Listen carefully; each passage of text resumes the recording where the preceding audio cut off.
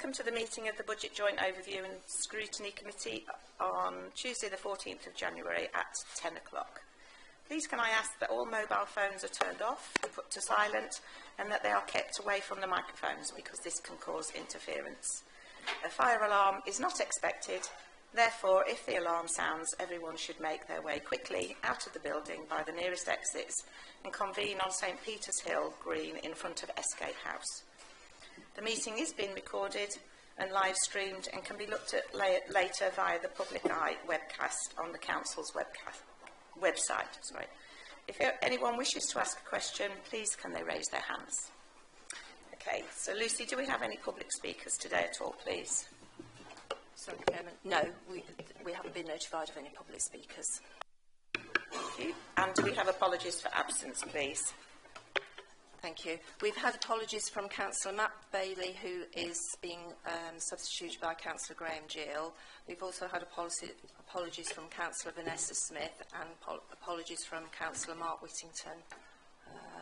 I'm not aware of any other members. Thank you. Does anybody know of any other apologies? No, James Denison. Thank you.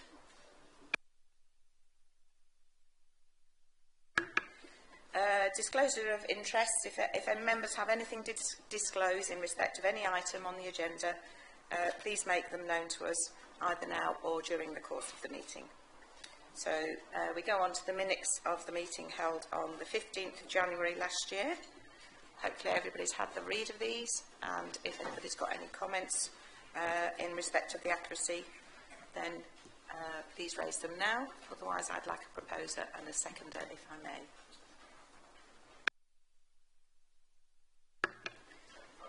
Thank you. Councillor Leadenham. Seconder. Councillor Green. All in favour?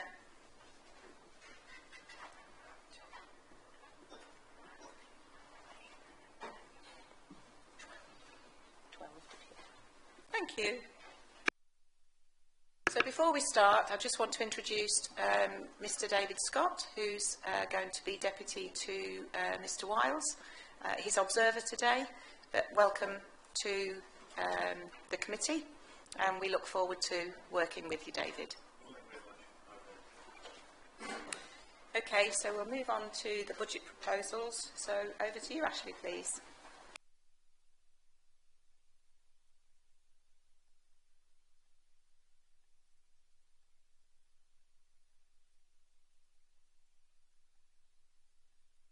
Whichever you feel most comfortable with. Okay. Please, Happy New Year, everybody. It's lovely to see you all again. I'm suffering from a cold that was in the height of the storm yesterday, but it seems to be better now. But hopefully I won't speak for too long because you won't be able to hear me anymore because my voice will give up altogether. I'm presenting this budget report, which I've got the wrong folder for, and it's a delight to do it because we've made so much progress over the last year. Let me tell you what I'm going to talk about. Does this clicky thing work, or is it just for show? Where am I pointing it? Oh. Oh. Whoa. There you are. I like pictures in the presentations. And so I've worked on this budget, obviously with Mr Wiles and his team, and also with the Cabinet and the senior officers, and I'm pleased with what's in the budget. I'm sorry, I'm going to have to bring it up on here because I can't keep turning left and right. I do beg your pardon. Right. So,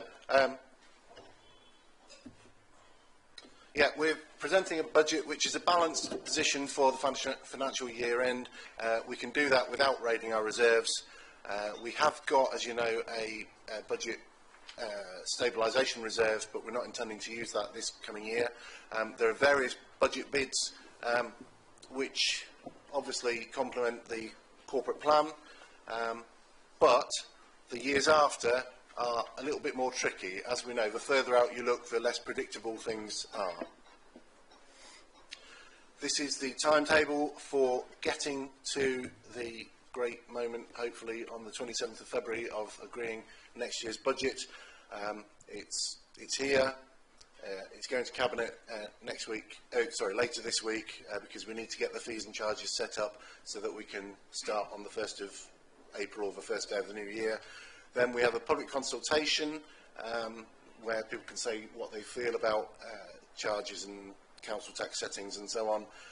Then we bring it back to Cabinet, and then we bring it back to Council. So this isn't your last go, but please, at this meeting, tell us what you think is wrong and right about the budget. Tell us what is intolerable, if there is anything, and tell us what is the bits that we can make better. That's what the purpose of this meeting is. In the old days, we used to surprise you at the full council budget meeting so that no one had read any of the papers and no one had a chance to comment. I hope you all had a chance to comment and will continue to do so. We're not talking today about local government reorganisation. You will have seen that the government is intent on reorganising us. We do not intend to spend all the money so that whoever comes after us has got nothing left, but we've got beautiful gold-plated leisure centres and so on, nor do we intend to not spend anything so that we bring the maximum amount into the next iteration. This meeting is not about what may or may not happen in the future. The budget report you've got in front of you is split into these different sections. I'm only talking to you about the bits about the revenue fund and the capital programme. Councillor Moran is going to talk to you about the HRA, which for many years was a forgotten, what do we call it, a poor relation to the rest of the budget debate, but I'm sure Virginia's not going to allow that to happen anymore. No. This is the situation since 2010. We have had 14 years of austerity, and during that time we increasingly have been asked as a council to make bricks without straw. So the amount, the blue bars are the proportion that is related to council tax income, and the red is government grants and kind of everything else. The share of council tax to government funding has shifted so that we've had to raise more of our own money. And that's going to continue under the new government. The amount that is attributable to council tax is going up from 51 to 61% over the next period, up to 27-28. So that's not particularly good news. Here's some more news. We've got a Chancellor who has inherited a £20 billion black hole, we're told, and so she's got to make some difficult decisions, and some of the difficult decisions affect us. So we're in the final year of a new homes bonus. She's abolished some grants. We thought, when it was first announced about the national insurance increase, that we would be compensated for that, unlike charities, businesses and everybody else, but it appears that we're not getting the whole amount of compensation for the loss of the increased cost of employers' NI. We're just getting some of it, and we don't know what's going to happen in the future, but it seems like when they said things can only get better, that was them, wasn't it? This table is in your report. It shows where our funding resources come from. It's table 1 of the report. Sorry, I haven't put a page number on it. This is taken from Appendix A, that shows you the net cost of services and the net budget requirement and the difference between the two. As I say, we've got a balanced budget. Oh, sorry. You're 2 slides behind. That's the one that's in table 1. This is the one that's in Appendix A. So our net cost of services is this year £24,008,000. We get some income from fees and charges and so on. So our net requirement is 20,600,000, and that's what we're going to get. Hence, a balanced budget. However, we cannot be so sure in the years to come, and so you can see that 784 deficit next year and 989 the following year, based on the available information. That's true, isn't it? Yeah. Sorry. I hope that Richard and his colleagues will pick me up if I've made a mistake. So, fees and charges proposal, these are the bits that we sometimes get excited about. The car parking tariff changes come into effect from the 20th of January. Please warn everyone that needs to know, but mostly that's good news because we've got an hour's free parking here and there, and we're changing the long stay to the short stay, and so on. Markets, we considered increasing market charges here and there, but decided not to. We want to encourage our markets at Stamford, which is mega successful, Grantham, which is getting more successful, and Bourne, which needs some TLC. Either way, we think that putting up market charges at all is not a fight worth having. It only brings in about £7,000 in. Say in Stamford, it would only bring in £7,000 anyway, so we'd rather encourage the local economy. Bulky waste collection and green waste services were discussed at length at the last Environment Committee. We wanted some, I wanted some steerance from members about how they felt about it. The suggestion that I put to that meeting, not with a strong opinion, but in order to provoke the debate, I suppose, was to put up bulky waste charges by £1 and green waste charges by £1. That committee discussed at length and said, bulky waste, we're not going to increase the charges on because we don't want people to go fly tipping, and we want to encourage them to use our improved service, improved by the implementation of another vehicle, whereas green waste services, a modest increase of £2 per bin per year was seen to be tolerable because by definition, almost by definition, the vast majority of people who use the green waste services, and especially for the second bin, have large gardens and have the opportunity to do home composting. So definitely encourage people to do home composting, and we'll see more of that during the year. All other charges are boring. Budget bids. I'll go through these in a bit of detail. Some happen every year, some only once. Oh, sorry, I'm miles behind. You're going to have to nudge me to go on, because I've got two buttons to press here, and that's complicated. Multitasking. Yeah, I can't be expected to multitask in my condition. Markets and bus stations and bulky waste are not going up at all. Green bins are going up by £2 a year. If Council agrees to that.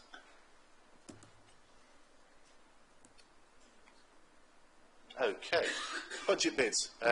Some happen every year, some are just a one-off fee, some are unavoidable, some are to make the services that we provide better and more in line with our corporate plans. Some relate to property, some relate to staff, some relate to people and communities. That pretty much, I hope, summarises all of them. But let's go through some in detail. Some of those unavoidable ones include the drainage board levies. We're not as unfortunate as South Holland, where the maximum amount that they can raise by increasing council tax by the maximum amount before a referendum is less than the additional drainage board levies that the internal drainage boards require from them. Our drainage board levies are going up by £79,000 a year. We know why, because water is everywhere, and internal drainage boards are a part of the solution, or part of the prevention, mitigation to those problems. Insurance, you will have seen that there are major events around the world, often caused by the changing climate, and that includes Los Angeles. Thank goodness we're not there. That includes Gretford, Grantham and other places hit by floods, and sympathies go out to the people that live there, but we're going to have to pay these fees. And similarly, we can have a long conversation about external audit and why those fees have gone up. It's a monopoly. I think it's an oligopoly. There are only 4 people that can actually do it, and those people are not run off their feet. So they're trying to get the staff, and that means the staff are more expensive. That's market forces for you. The local plan is also mentioned in there because we are just about to go into the thick end of the local plan process, and as the government keep changing the rules, as soon as we write a plan or do a consultation, the government make another announcement around them. We need this money in order to make sure we've got the people that are fit to respond to the consultation responses.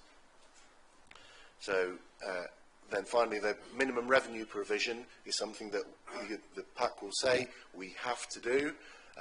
We have a legacy minimum revenue provision from other projects, but we've also got the costs, the current costs of St Martin's Park investment and the depot development, which next year doesn't hit us, but in future years will.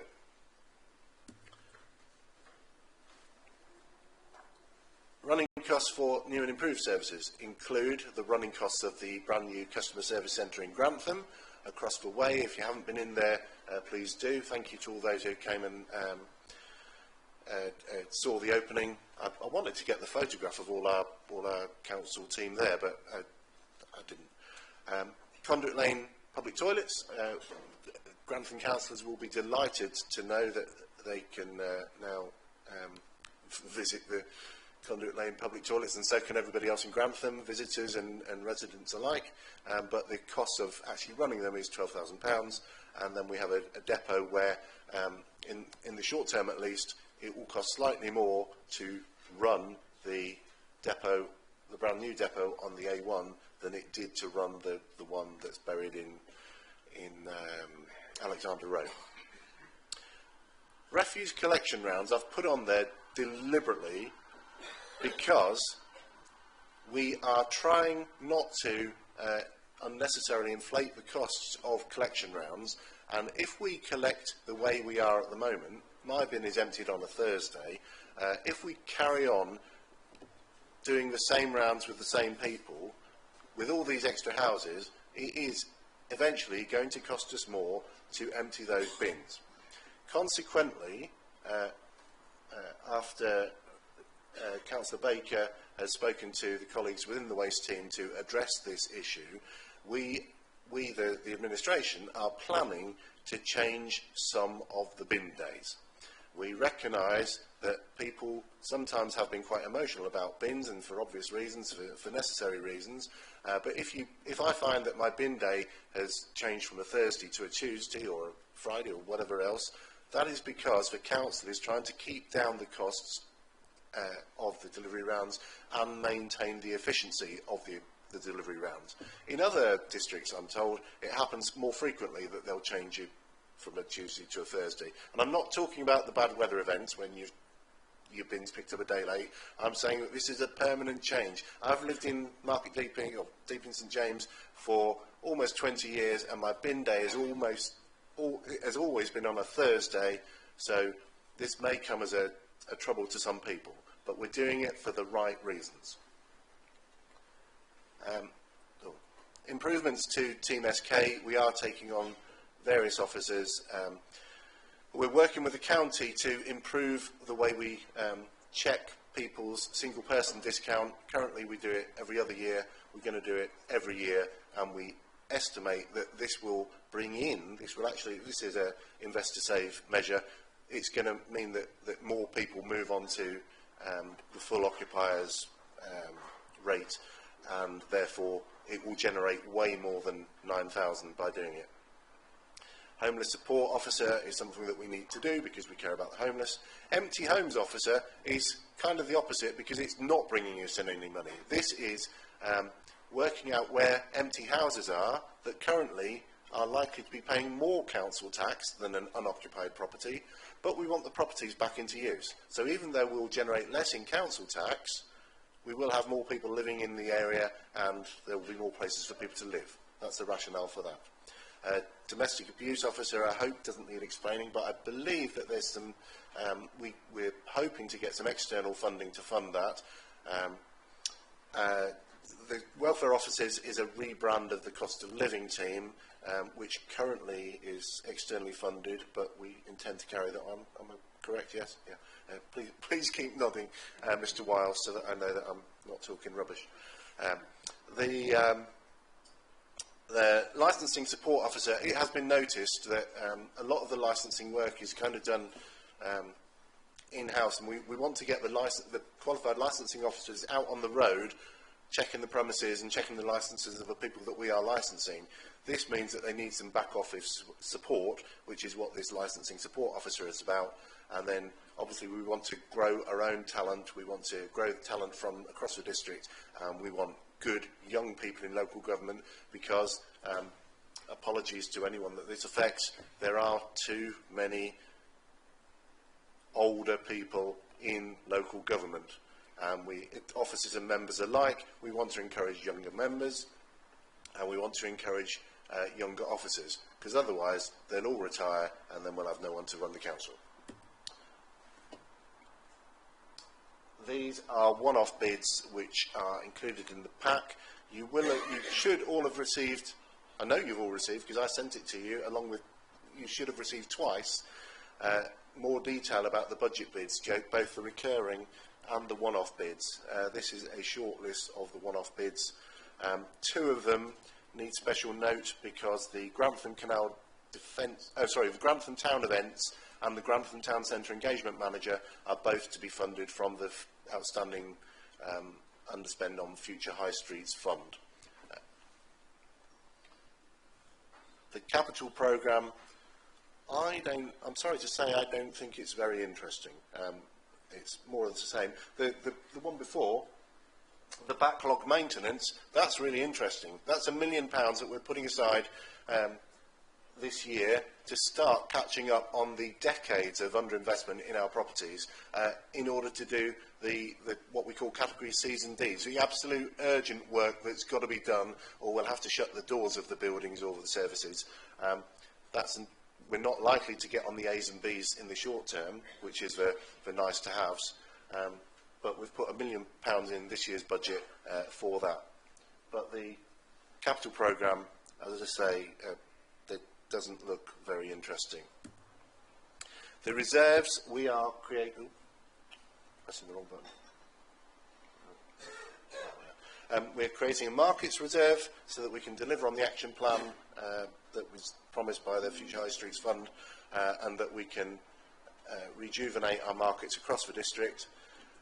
A waste reserve, because we know we've got the 2021 Environment Act implications coming down the track, and they're going to cost us a fortune. We have to collect food waste from April 2026, and even with our new depot, we're going to need new vehicles. We're going to need to collect that stuff and take it to wherever it goes. And we don't think that the government is going to give us enough money to do that, so we are taking the environmental producer responsibility money. I don't know if I've got that acronym right, but it's in the pack. We're taking that money and putting it in a reserve rather than spending it all straight away, in order to protect ourselves when the government says, why aren't you doing what we said you had to do. We're increasing the climate change reserve, because that money is being pushed out and spent on, I mean, it's an invest to save fund in many ways, because a lot of what we're doing, such as solar panels and so on, is saving us money. Local priorities, budget stabilisation reserve, and the addition to the leisure and community reserve. This is for third-party organisations that want to do buildings. For example, Bourne Town Hall Restoration Fund Committee, whatever they're called, want to restore Bourne Town Hall. We believe that issues like suggestions like that are good ideas, and we would like, as an authority, to be able to help where we can. So we're creating a reserve from which we can fund that kind of activity. Some of this money for reserves has come about from our prudent management of the budgets over the last couple of years. That includes the savings that we're making from investment in the street lighting, which is I think a 60% saving on the energy bills. It's about £200,000 a year we save by having fitted all these lights out all over the place, but also because of an accounting thing about which only Richard Wiles can explain. But it's good news. It's a big lump of money that we're putting in reserves, and I'm pleased that we're able to do that. That concludes my presentation, Chair. Oh, Thank you, Ashley. It's quite a long presentation, and there's quite a lot to take in. Yes, okay. Quite a lot to take in. And then the HRA is also quite a lot to take in. So what we're going to do now is we're going to have questions on the general part of it. And then, depending on how many questions we've got, we may go for a coffee break, but we'll see how many questions we've got before we have the HRA. But first, before we ask any questions from in the chamber, we have some from Councillor Bailey, who is out of the country, and he sent us 2 questions via email. Those that have put their hands up, I have made a note of who wants to speak, so just bear with me, okay? So, Gareth's going to read out these 2 questions first. So table 5B outlines a £1 million one-off cost for backlog maintenance. How confident are we that the budget is sufficient to ensure all our facilities stay open, and will this budget be sufficient to ensure all items identified as poor or bad in the condition surveys be carried out in financial year 25-26? If not, what would be the total funding required to resolve all grade poor and bad issues? I'll ask that and then do I've got a supplementary to that. As I've said, we've put in £1 million. I'm fairly confident it's not going to fix all the Category C's and Category D's, but if the question is will the places stay open, I'm reasonably confident that we're not going to have to shut anywhere because of the kind of the condition of the building. We've got a comprehensive list of buildings and their conditions now, and we're working through the list. £1 million is not enough to fix the backlog of maintenance that was caused over decades by previous administrations. We don't want to shut any services down. As for a number that would fix everything, I'm going to have to ask Richard Wiles if he's able to estimate. I think just in terms of, I think what the question is about, is there a cast iron guarantee that there won't be closures? I think you can see around the estate there is disruption. So, for example, the roof on the art centre, not 100 yards away from here, is a very expensive piece of work, and there is disruption. There has been disruption. Members might know the ballroom was out of operation for quite a period of time. The lift has failed a few times. So there is unfortunately going to be disruption. To be candid, the £1 million isn't sufficient for the reasons that I've been given. We've got a significant portfolio of commercial assets, and for many years they've been starved of investment, and the condition surveys of which we've talked about at the Finance Committee particularly quite at length tells us that the backlog of C's and D's, which are the urgent ones, are backing up. Some of those are end of life, some of those are obsolete, some of those are in urgent need of repair. The Wharf Road car park across the way, it's a separate bid, but that's another £1 million programme of works that's going to be needed. Clearly, that's going to cause disruption. We're going to have to close parts of that car park off. We may have to close all that car park off while those works are undertaken. So, unfortunately, we can't tackle the maintenance programme without there being disruption to some of those services, but we'll endeavour to keep that disruption to a minimum. I think the other part of the question is, no, £1 million isn't enough in its entirety, and I think we've been clear with the committee throughout this period. The maintenance strategy came to your committee in the autumn, and we were very clear in that the size of the challenge cannot be met through this single budget allocation, as Councillor Baxter says, of the £1 million in this year's programme as well. So what that strategy tries to do is present a criteria that we would use to ensure the resources are spent wisely and at those parts of the estate that are in urgent need. But I can see this programme of works being needed probably for the next 5 or beyond years. We've not even spoken about leisure, which I think is the follow-on question, but that's a different set of challenges and it's got different financial pressures attached to it. So unfortunately, from my perspective, I can't give a guarantee there won't be disruption, but hopefully you can see from the works we are doing, we're endeavouring to keep that disruption to a minimum. Thank you. Thank you. So we have a second part to the question, so... As a follow-up, thank you for the segue, Richard. Specifically on leisure centres, boilers at Stamford and Bourne were described as in a critical condition in recent procurement reports. Bourne in particular has been operating with 3 of the 4 boilers not operational. Given both of these centres are 30 years old, should we be considering earmarking additional funding for a wider refurbishment project to ensure these facilities continue to serve our communities for the next 30 years?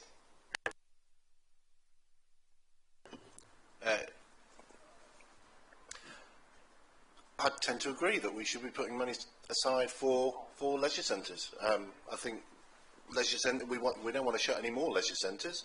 I know what the implications are of a leisure centre running on 2 ancient boilers, one of which is up the spout. I mean, the Deepings were on its last legs for many months before the sort of final death notice came. So if Councillor Bailey wants to propose an amendment so that we create a special reserve for the improvement or replacement of boilers and other facilities at leisure centres, then I would certainly look kindly on that. Mr Wiles, do you have anything to add to that as well, please? I think at the November meeting we gave a fairly comprehensive report around leisure maintenance and challenge within the leisure portfolio of how much is needing to be done and how much we have done through both our own resources but also external funding has been secured in many parts of the estate. There's a significant programme, 3 million plus at the Mearsley Centre, which is all part of that investment and investing in taking us away from fossil fuel reliance. Operationally, I mean, you've got the directors of Leisure SK in the room today. I'm not aware, yes, there is some short-term repairs and some replacements needed at the leisure centres that have been referenced in the question, but I'm not aware of any particular disruption, and there is a programme of works underway to replace those boilers that are end of life. I don't recognise the quote of critical condition in a recent procurement report, so I'll probably pick that up directly with Councillor Bailey to see what reference he's making there, but operationally those centres are open and serving those communities. So yes, we are aware of it, yes, we are replacing them, but I don't recognise some of the comments that have been said. Thank you.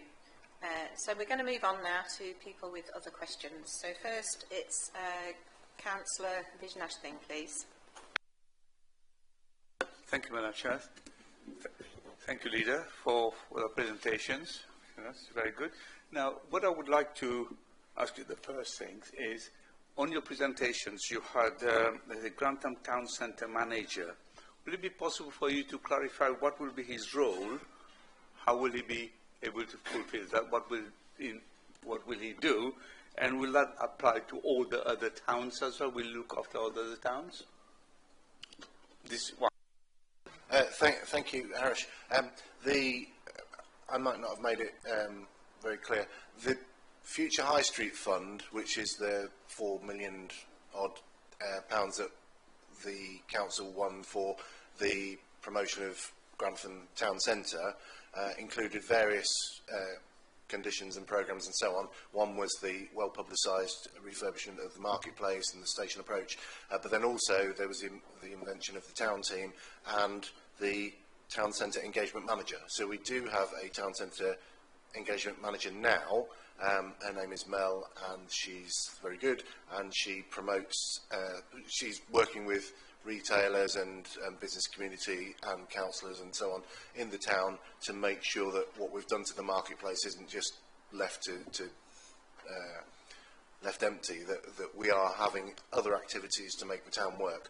So that the 38,000 that I referred to in the one-off bids, that's an extension of her post beyond, or her post, the post beyond the end of the Future High Streets Fund remit, and because of the underspend on the marketplace and the station approach, we should be able to afford that from the Future High Streets Fund budget. So it's a continuation of an existing post. Do you want to come back on that, Harish? I've got a second question also.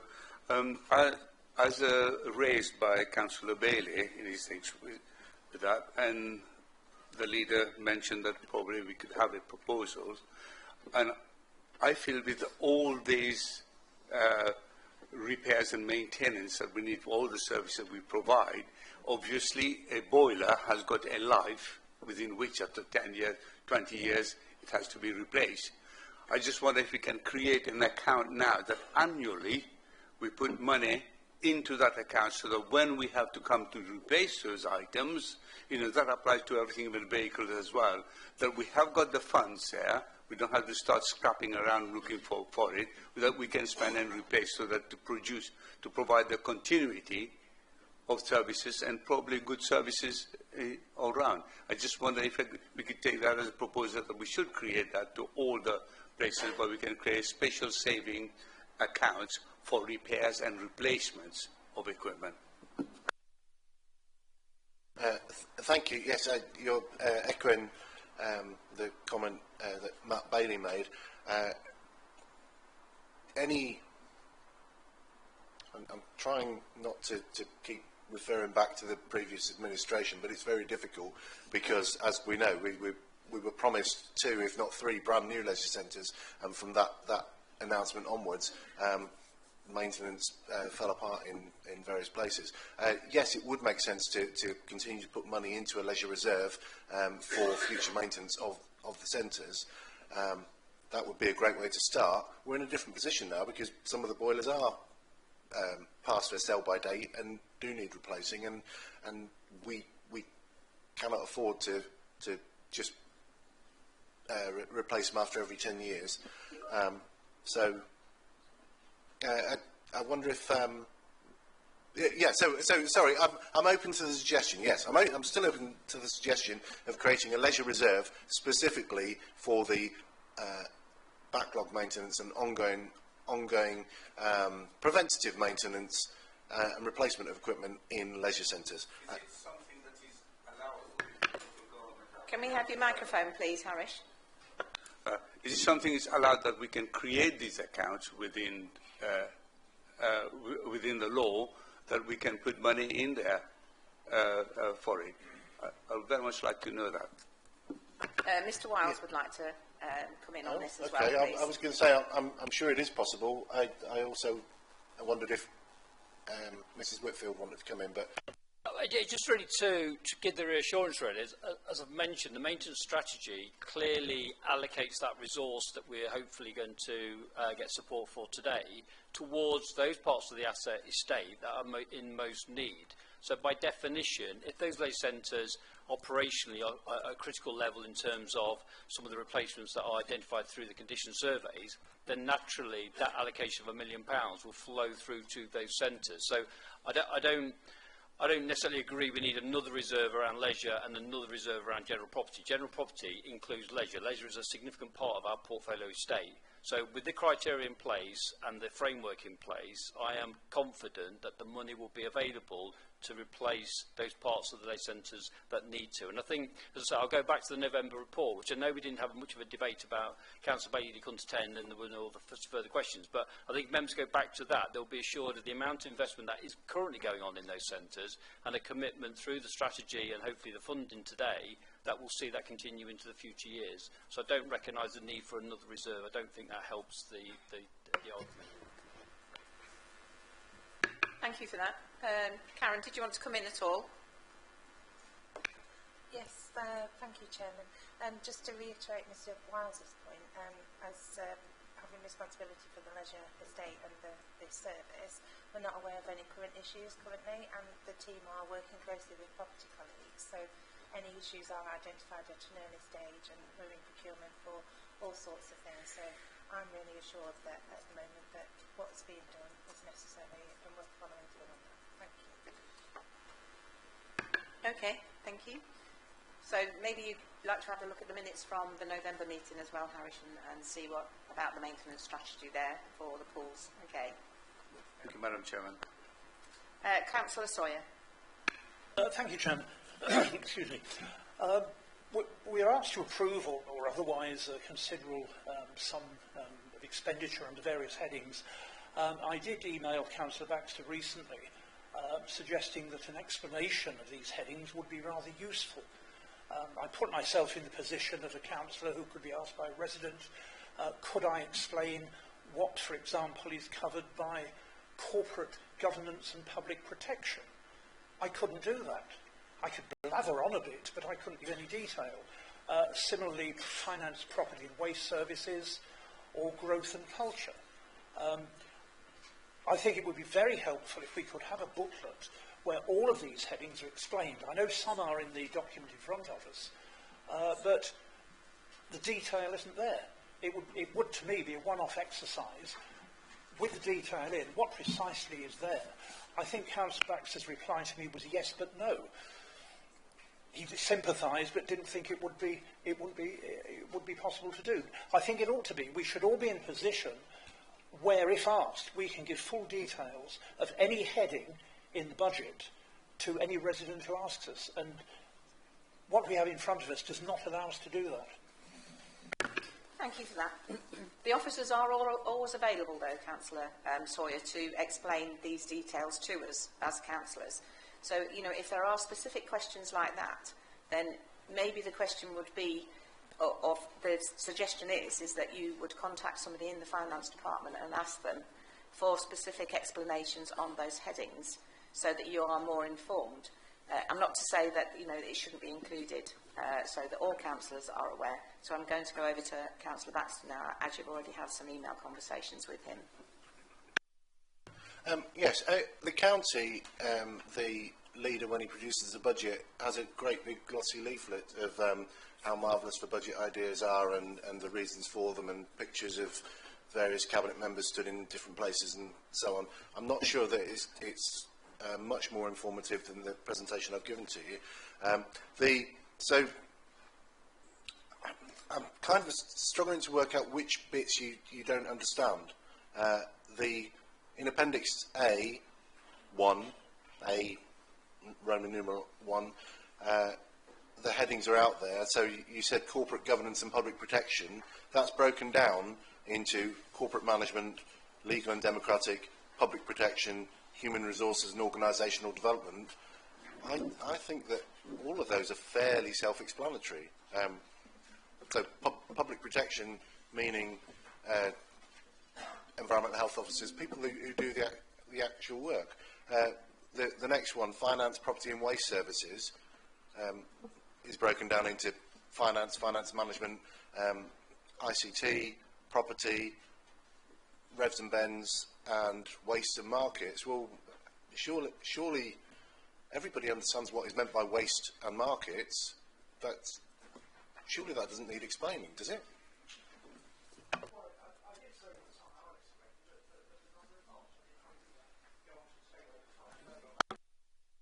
Sorry. On Table 5A, where the new officers, the appointment of new officers are proposed,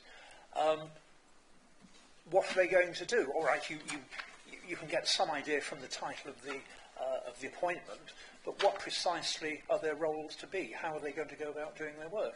If someone says to me, what will the homelessness support officer be doing? I'd have to say, well, be honest, I don't actually know. Well, I'm sorry. Do you really have no idea what a homelessness support officer would be doing? It's a question of having an idea and having the detail there, and I think we should have the detail. I wasn't asking for a super glossy, aren't we doing well booklet, but just a breakdown so we can have the detail. What does each heading mean precisely, so we can tell people to ask us.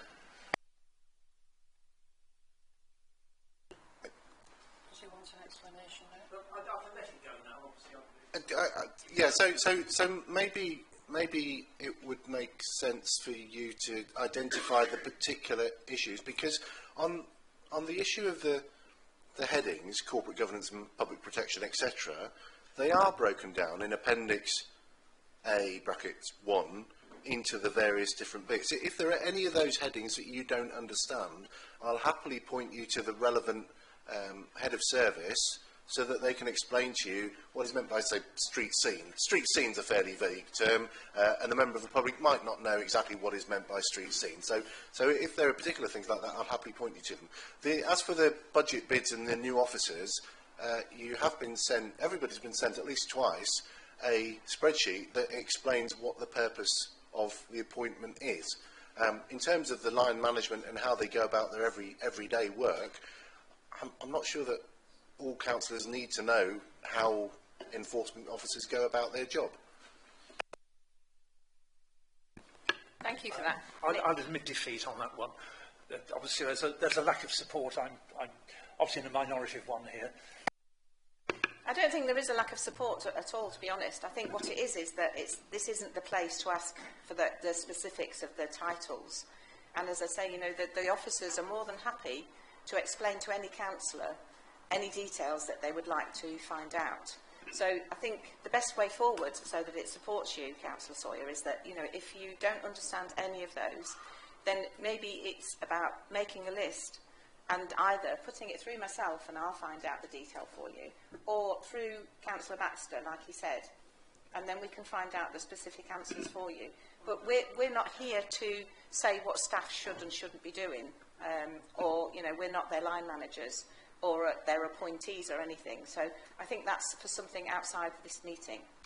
So, yeah, I know, you know, you're shrugging your shoulders a bit, but we're not here for that. So that's for the line managers and more senior management to sort that out, so that the council runs effectively in that sense. So, by all means, please put your questions forward, and we'll find out some details for you. Okay, Councillor Steptoe. Sorry. Oh, Mr. Wiles, and then Councillor Steptoe.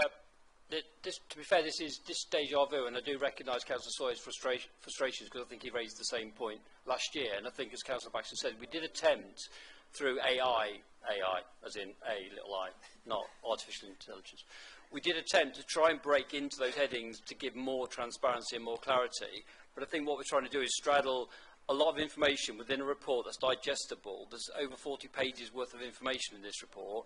We're trying to give enough information to members so they can have a meaningful debate and understand it, but without over-swamping information. So we're trying to strike a balance between what we think is relevant information that members feel informed about, but without giving them.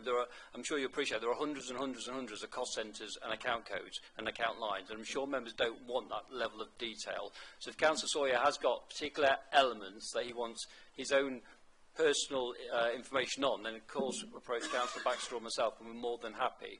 But I think the appendices did try to break into some of those headings, but with £24 million worth of net expenditure, we're never going to be able to provide the level of detail that I think is being asked for. Thank you. Thank you. Councillor Steptoe. Thank you, Madam Chair. Yeah, I wasn't going to comment on this at all, but I can't restrain myself, sorry. I think Councillor Sawyer, you know, wants his cake and to eat it, and I say this through you most respectfully to him. He often complains of councillors receiving information overload, and then he comes looking for more. Anyway, that's leaving that aside. And I totally agree with what the leader and Mr. Wiles have both, how they've responded. My question, and this may well be one for Councillor Moran after she's done her section, if so, that's absolutely fine, but for obvious reasons I'm very interested in the budget line, homeless emergency accommodation with a 300k budget allocation. So any information about that at this stage would be most welcome. Thank you.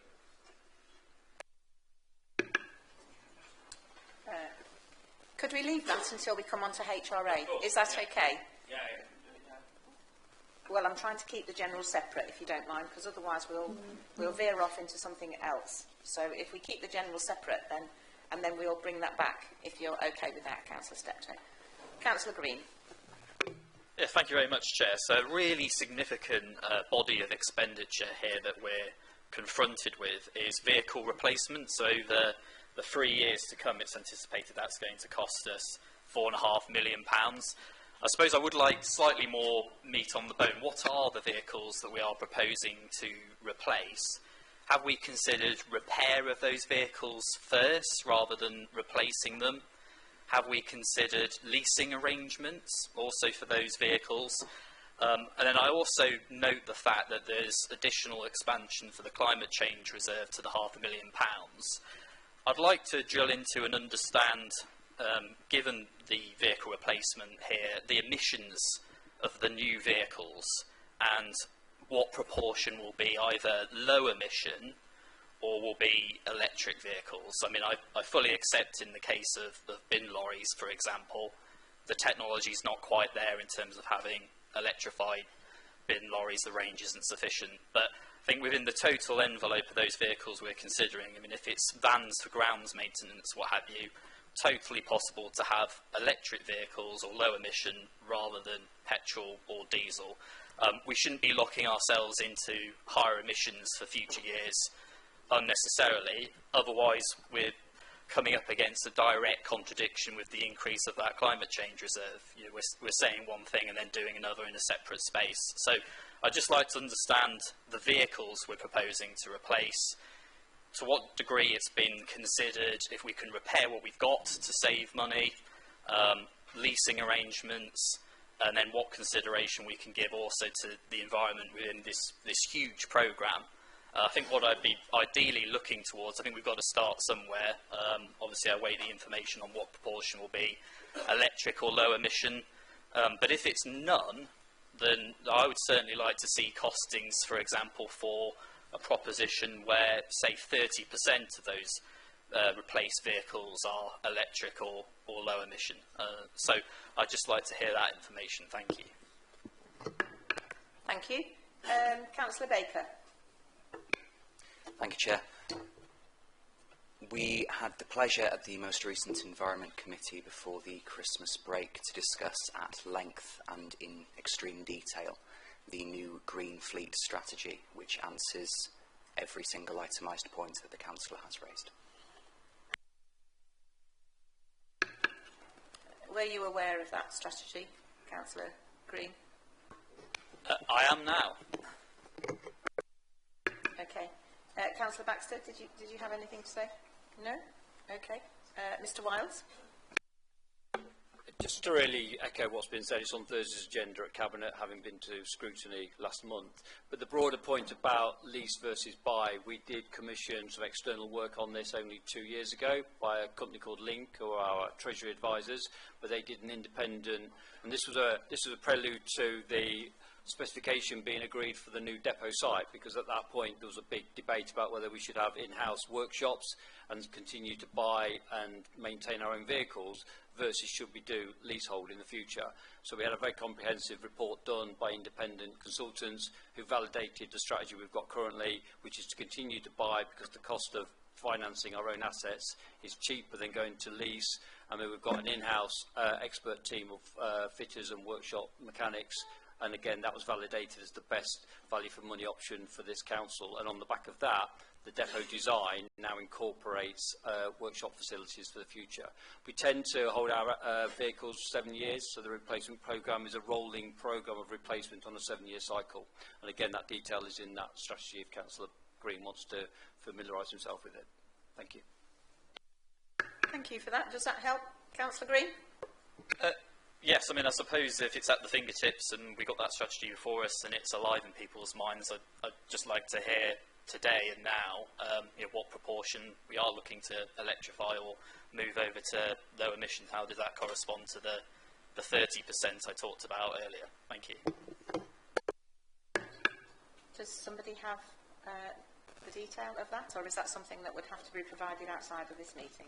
I think, Chair, it's something to talk about outside of this meeting. I don't think there's any question that we do need to replace vehicles. The specifications of the vehicles that we're replacing with is probably not the conversation for this particular meeting. Having said that, we are a large rural authority. We have 365 square miles of area to get around. A lot of our vehicles are on the road all day, going all over the district. In terms of fleet for, say, refuse collection vehicles, I think you can have electric vehicles in urban areas, and it makes sense. But if you're driving to Market Deeping and driving around and then coming all the way back several times a day, then electric is not always is not currently the correct solution. We've also had sort of highfalutin conversations about hydrogen vehicles and so on.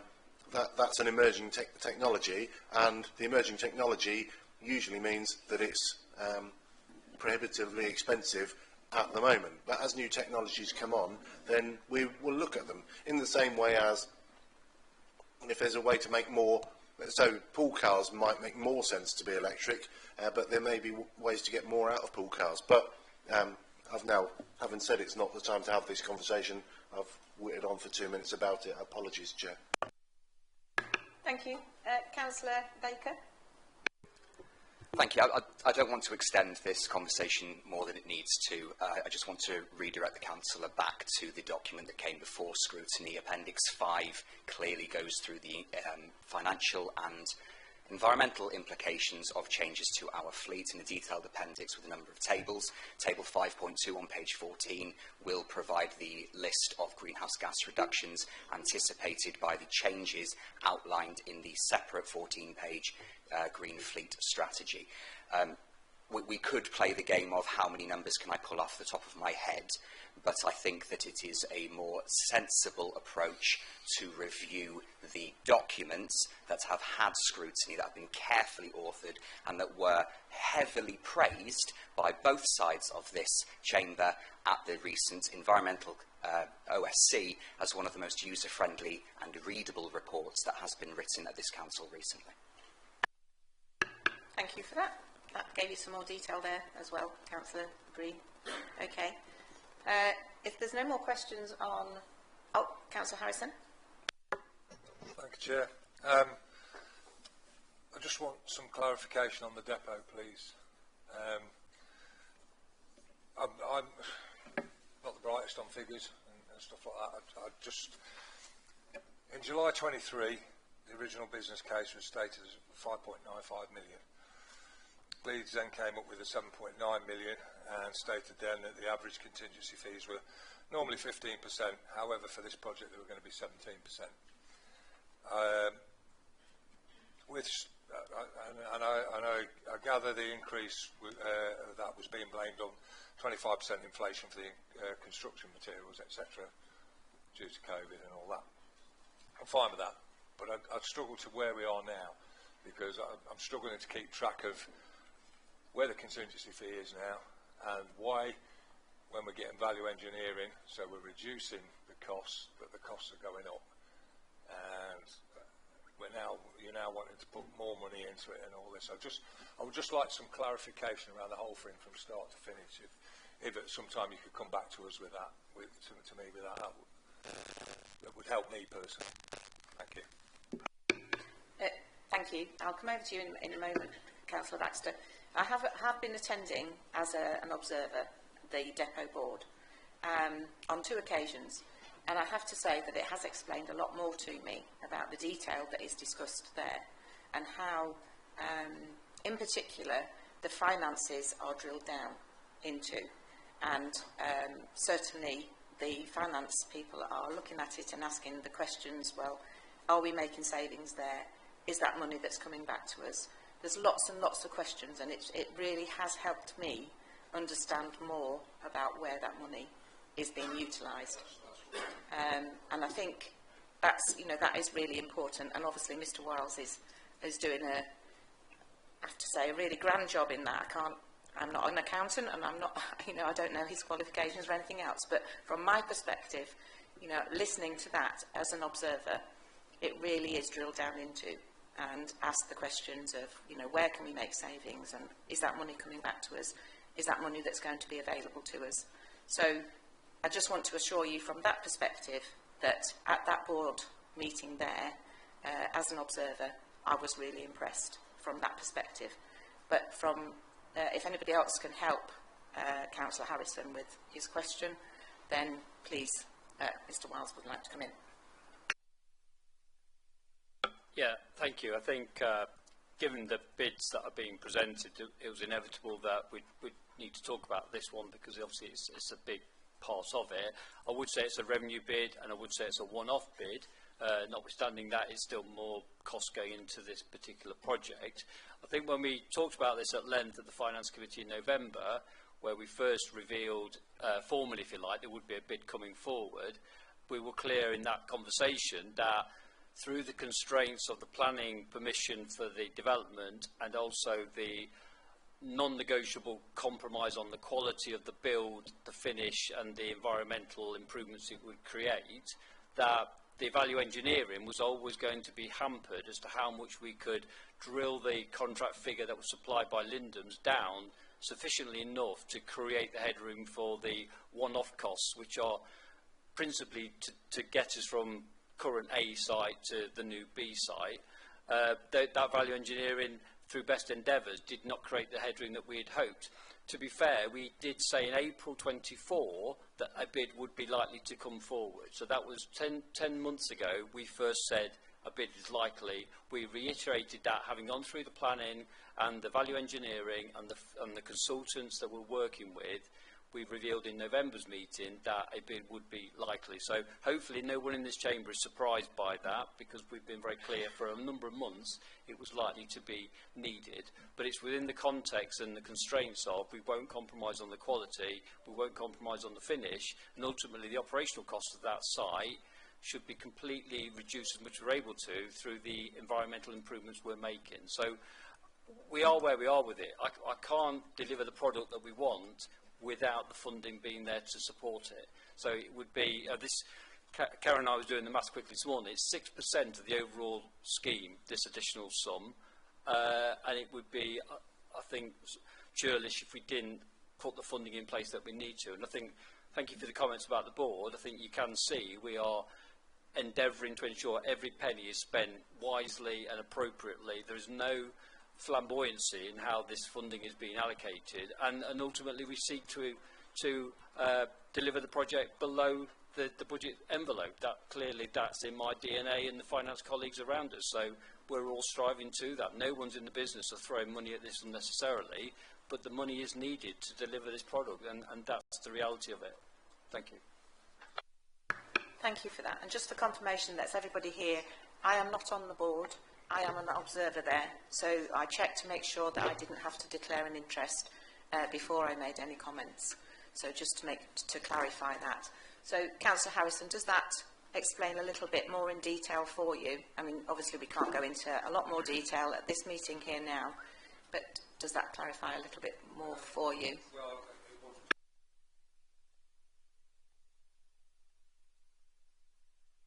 Okay, thank you. Councillor Selby. Thank you. Just following on from that, is there any reason why Councillor Harrison could not attend those particular meetings if he so wished as an observer? I can't answer that, I'm afraid. That would have to be... sorry, Councillor Baxter? I think it would set, with no offence to you, Councillor Selby, or you, Councillor Harrison, it would set a difficult precedent, because these meetings are with consultants that we're paying for their time and so on, and we've already got cabinet members in there, and the chair of finance and what's your committee called? The chair of finance in there, and as well as our own officers and so on. I mean, it's getting quite a crowded. I mean, if we want to go through the details of every sort of amendment to the lighting strategy in a full council meeting, we can. But generally speaking, I do want you all to be informed about what's going on. But at the same time, there are officers and consultants that have got work to do to build a depot, and we can't be. Yeah, we can't have. The place for scrutiny is in the meetings here, and it's overview and scrutiny. It's not scrutinising every last washer that goes on every last tap. I hope that's not unfair. Well, I just thought it might be helpful from Councillor Harrison's perspective, and to get a better understanding of it, as you've had yourself, Madam Chairman.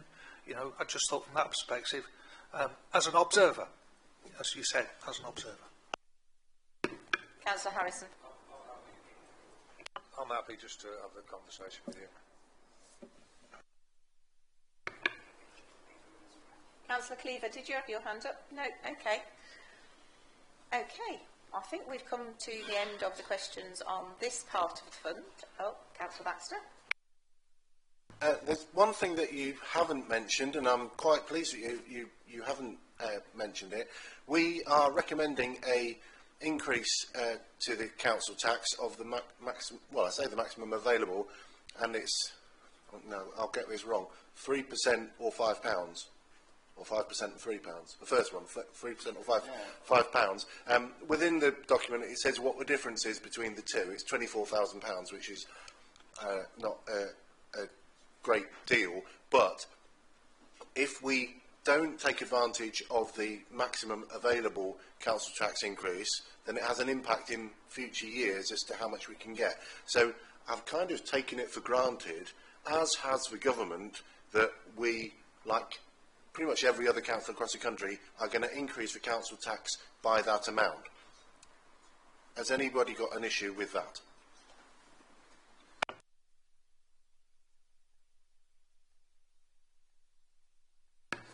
No hands are raised at the present time. Okay, I think we're at a point in the meeting where if you would like to go and get a coffee and have a 10-minute break, I'm quite happy, if you all are, to agree that, and then we'll come back and go on to the HRA. Is that a suggestion that would be accepted? Okay, it's now nearly 10 past. I'm not sure which clock's right. Can we be back for 20 past? Is that sufficient time? 25 past then, I'm getting a look. 25 past, please, everybody back. Thank you.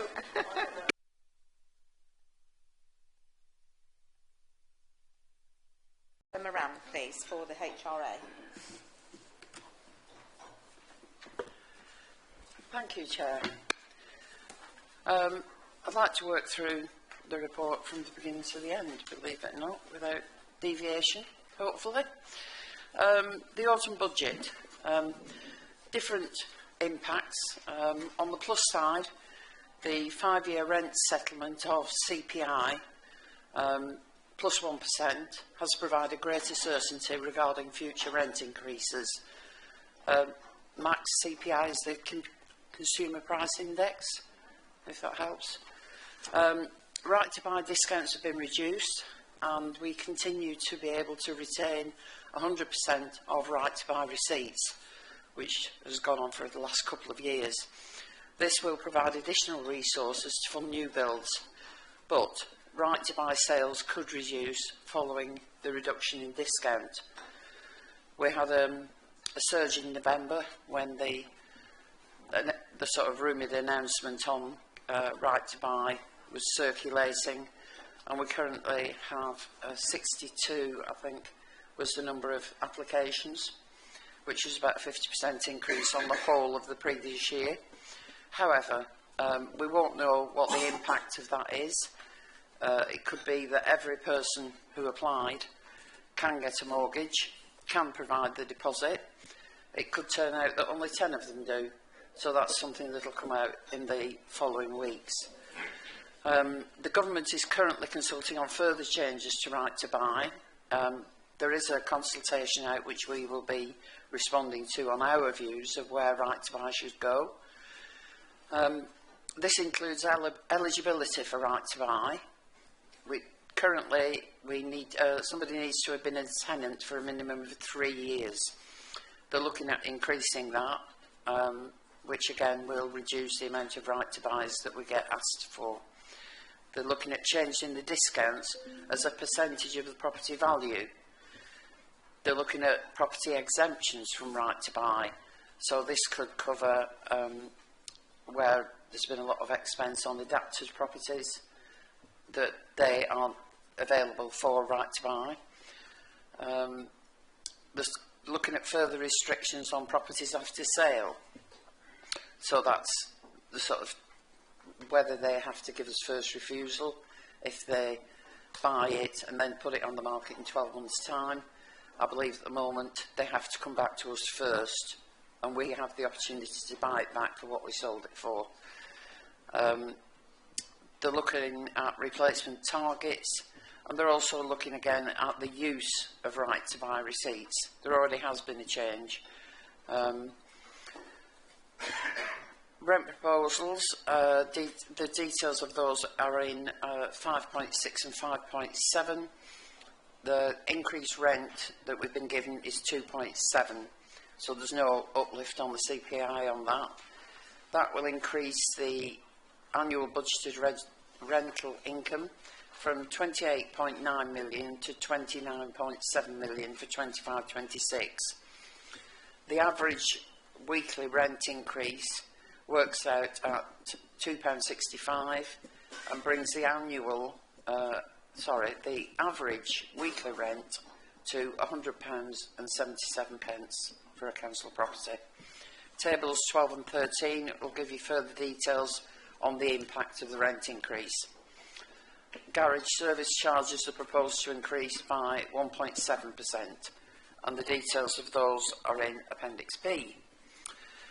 There's been some further assumptions. The void rent assumption is 2%, which is reflective of the improved void performance that we have. Right to buy sales have been budgeted at 35 for 25-26, but again, we'll just keep an eye on this. We'll be monitoring it to see what the impact of the changes that we've already got have. Appendix AII, or A2, provides a summary of the HRA revenue budget for 25-26 and 27-28. As regards the capital programme focuses on energy efficiency initiatives, ongoing investment in compliance works and scheduled improvements such as replacement kitchens, bathrooms, roofs, doors and windows. Table 15 on page 31 and Appendix C will give you further detail on how that programme will be funded. Regarding reserves, the HRA reserve balances are detailed in Appendix D, and the proposed movements for 25-26 and right through to 27-28 are in Table 17 on page 35. Sorry, it's a lot of numbers, isn't it? There are three main reserves that are used to fund the HRA revenue and capitals budget. There's the HRA Priorities Reserve, which is used to fund service priorities, and it is proposed that £100,000 of the reserve will be used to fund new build feasibility studies. We do have a long programme of new builds already in progress, most of which will happen through the new financial year. The Capital Receipts Reserve will be used to finance these new build schemes. Major Repairs Reserve, and that's used to fund capital investment in the stock. The annual HRA revenue surplus is transferred to the working balance. 3.2 million of the transfer is used to fund the principal repayment of the external loan taken out for the HRA self-financing in 2012. The balance on the borrowing as at the 31st of March last year was 79.8 million. There's an annual contribution from the working balance to the Major Repairs Reserve to ensure there's sufficient resources to fund the capital programme. I welcome any questions on that. Firstly, though, I'd like to address Councillor Steptoe's query about housing. Is that all right? Through the chair, please, Councillor Baxter. Thank you, Chair. Housing budget, Councillor Steptoe. We actually got a 27% increase from the government for the homeless budget. So next year we have an allocation of 754,000 against 592,000 for this year. I would point out there is an allocation within this budget for a further £300,000. we will only use that if it's absolutely necessary. And we've recently created, I haven't announced this yet, but we've created a night shelter to try and address some of the temporary accommodation to avoid putting people into hotels. I'll be announcing this at Cabinet on Thursday, but that's worked very well, and there have been cost savings on there. But I'd still like to keep the 300,000 allocation as a reserve, because contrary to Councillor Baxter's mention of things can only get better, as far as homelessness is concerned, unfortunately, due to successive governments, including the current one, homelessness is only getting worse. So, hence why we have an additional housing support officer in the budget. The other thing is that only 51% of this budget can be used for temporary accommodation. So we're currently looking at the impact of this against the proposed budget. And as I said, the 300k we've got reserved will only be transferred from reserves if it's needed and specifically requested for temporary accommodation. But we have got more plans in to replace the need for temporary accommodation where we can. Councillor Steptoe, did you want to come back on that? Yeah, thank you, Councillor Moran, and like you, it goes without saying, you know, I absolutely welcome the money that the central government has put into homelessness. Some things are getting better, not everything from it, but some things are getting better, and that's one of them. As regards the specifics, I'm not going to push you now, Councillor Moran, because, as you've just said, this is going to Cabinet. Is that later this week? Yeah, Thursday. Yeah. Okay, so I've understood that the 300k is a reserve, a further reserve, which is what my specific question was about, and I know that, as ever, as Cabinet member, you'll keep me well informed as the chair of the Housing Committee of what's going on, and this can't be seen as anything but positive news, so thank you. You're welcome. Thank you. Thank you for that. Do we have any further questions? Oh, Councillor Sawyer. Chairman, quick one, I think. What is the current void situation? And when will StatMap be updated to show the voids? Last time I looked, it was still work in progress. Sorry, this is a budget meeting, Max. It's a budget meeting, Max. Send me an email. So I was just saying there is a cost, of course, to voids, which to me is a budgetary matter, in that we're losing rental on each void we have. I'm just wondering how much we're losing at the moment. Well, I do report on the voids with seemingly monotonous regularity. I'll send you the latest update on where we are with voids. It is an improving picture, vastly improving. Yeah, I'll email you. Okay, is that all right?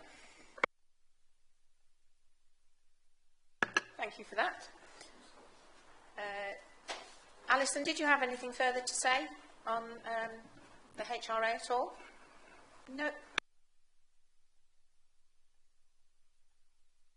So if there are no further questions, then I think on any part of the report, then we can go to that we've reviewed the budget proposals and estimates within the report, and recommend to Cabinet any amendments which we don't appear to have. So I think we've concluded the meeting, unless anybody else has got anything to say. I think there's no amendments. We can vote to take it forward to Cabinet. That's no problem. Yeah. Okay. Can I have a proposer, please? Your cabinet. Councillor Selby, propose. Councillor Harrison, second. All those in favour? 1, 2, 3, 4.